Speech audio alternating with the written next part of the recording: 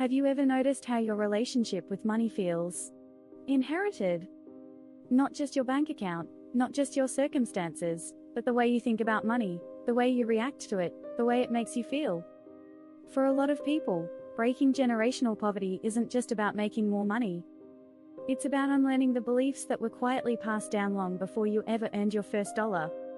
Because the truth is, most limiting beliefs about money don't start with you. They start with what you heard growing up. Maybe it sounded like, money doesn't grow on trees. We can't afford that. Rich people are greedy. You have to work yourself to exhaustion to make anything. Or even, people like us don't get ahead. And when you hear those things over and over as a child, your brain doesn't question them. It accepts them as truth. Not because they're actually true, but because they came from people you trusted. So now, as an adult, you might find yourself working hard, but still feeling stuck. You might feel guilt when you spend money on yourself. You might feel anxiety when you start to make more. You might even subconsciously sabotage opportunities. Because deep down, your mind is trying to stay loyal to what feels familiar. This is how generational cycles continue. Not just through lack of resources, but through belief systems. Because your nervous system is wired for familiarity, not success. If struggle was normal growing up, then ease can feel unsafe. If scarcity was constant, abundance can feel uncomfortable. If money was always a source of stress, your body may still react to it like a threat. So even when opportunities show up, your system might resist them. Not because you're lazy. Not because you're incapable. But because your subconscious is trying to protect you. And that's the part most people never talk about. Breaking generational poverty isn't just about learning new strategies. It's about becoming aware of the invisible rules you've been living by. So let's gently look at a few of the most common limiting beliefs that get passed down. The first is, money is hard to earn. This belief creates a constant sense of pressure. It tells you that if something feels easy, it must not be valuable. So you overwork. You overextend. You burn out. The second is, there's never enough. This one creates scarcity thinking. Even when you have money, it never feels like enough.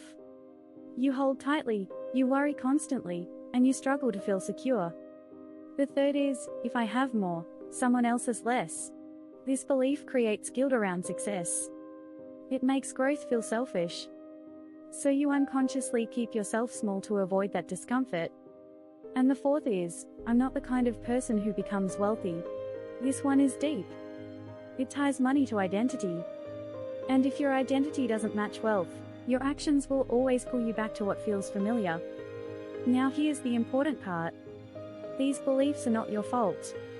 But they are your responsibility to become aware of. Because awareness is what creates choice. And choice is what creates change.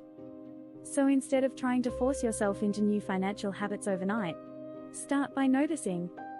Notice what thoughts come up when you think about money. Notice what you feel in your body when you spend, save, or earn. Notice the quiet voice in your mind. What is it saying? And when you hear those old beliefs, don't judge them. Just acknowledge them. Because they were learned.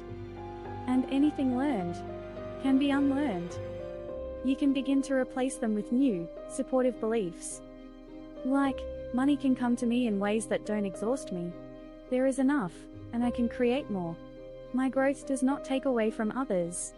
I am allowed to build wealth in a way that feels aligned and safe. And as you repeat these, not just with your mind, but with your actions, your nervous system begins to adjust.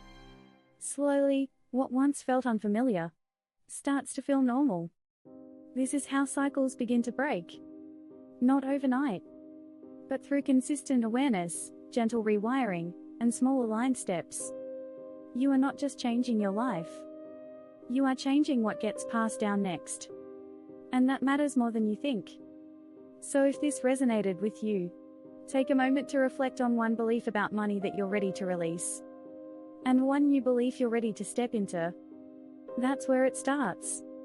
If you're ready to go deeper into this kind of inner work, manifestation, and real alignment, go to the link in my bio and get The Art of Becoming Aligned, the manifestation guide and planner. And if you want more content like this, don't forget to like, share, and subscribe.